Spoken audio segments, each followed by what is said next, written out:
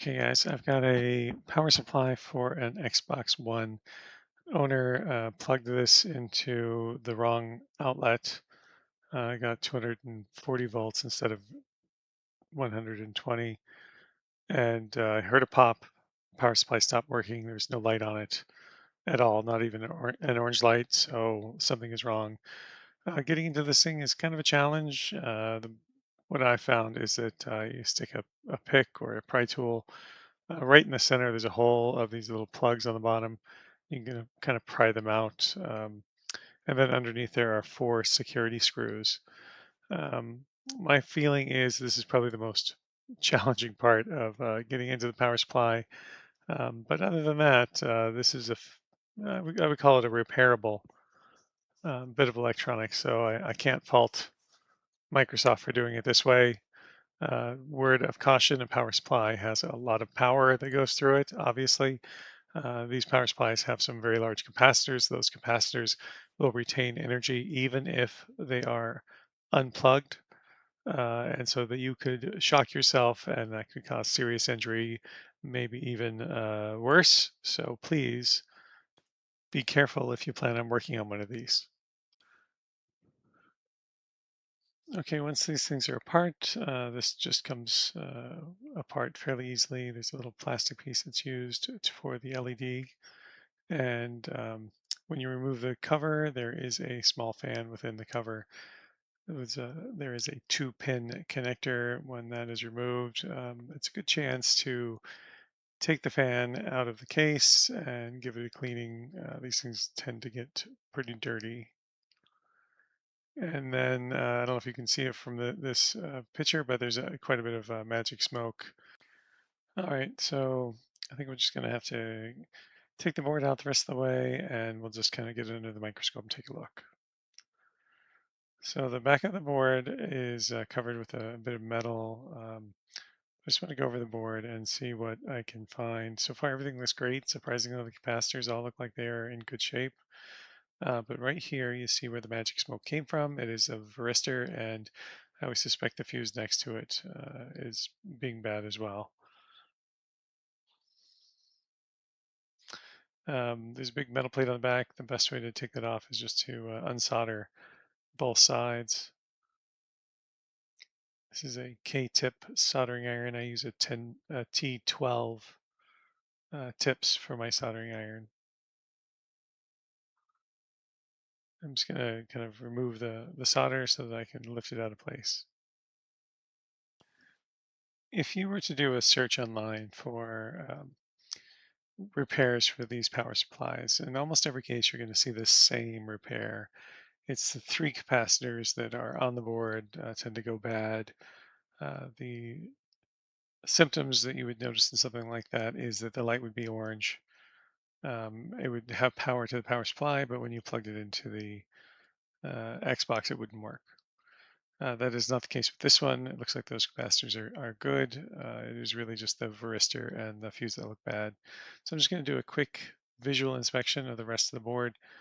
Not too impressed with the solder job here. It looks kind of, I don't even know how to describe it. It doesn't look like it was done very well at the factory.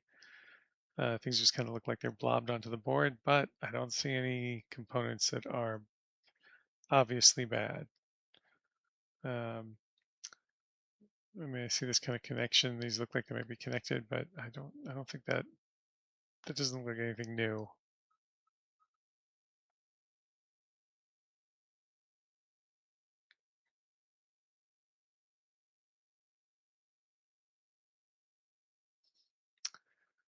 All right, so I think we're gonna just maybe try to just remove these components, at least get the varistor off the board, and take a look from there. Just gonna add some 183 degrees leaded solder. It should change the melting point, and then I'll use a kind of a soldering iron slash solder desolderer to remove the solder from these wires so that I can pull the component out from the other side of the board.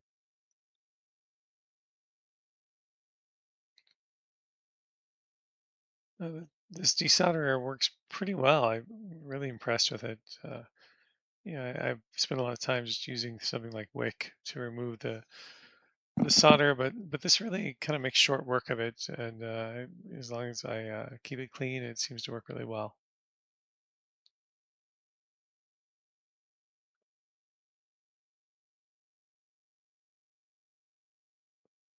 All right, this is falling out now. Looks like the varistor is finally out. And I'm just going to use a little bit of Wick. Maybe just try to clean up the holes a little bit.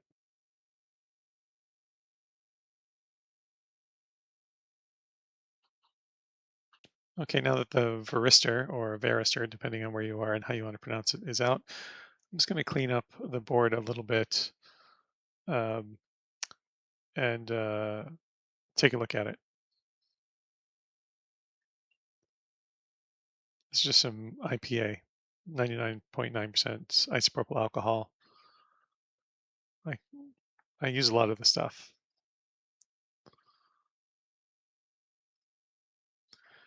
So this wrister has a little cover on it that says 125 degrees Celsius. I'm just going to use a knife and kind of remove the cover so I can see what the component actually is. All right, this looks like it is a 271 volt, 14 millimeter wrister. I have a 10 millimeter one. That'll work in place. It won't cover power surges quite as well, but it is perfectly fine. I'm just going to use a little flux,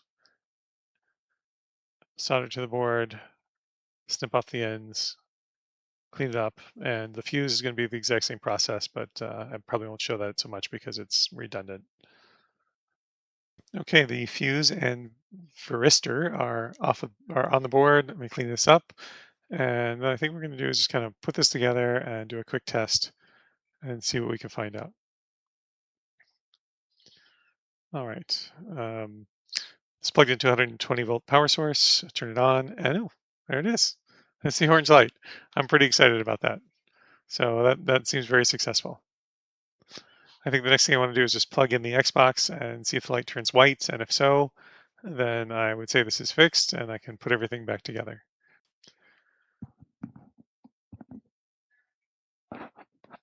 All right, here we go. Oh, there it is. I see that right there, the white light. That's great. The Xbox is not powered on, so it turns orange again. But yeah, job well done. Love it. So when I unplug this, you'll notice that the orange light stays on.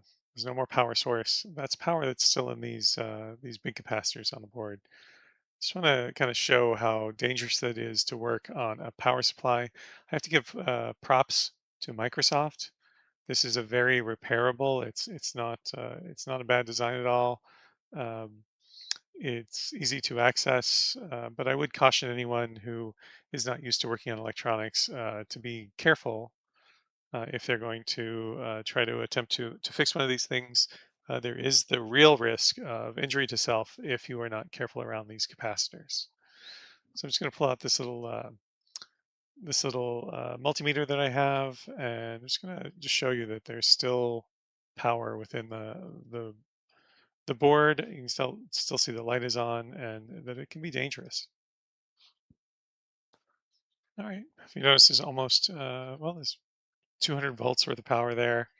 This one is also energized, so be careful. Just as a side note, if you notice on the top of the board to the right, there are these groupings of three capacitors. Those are the three that typically fail if the board is in some other type of distress. Um, you'll notice they fail because one of them or all of them will have kind of a dome on the top. They may explode, and the symptoms are that the light will be orange, but it just won't work. So those are things that are easy to repair.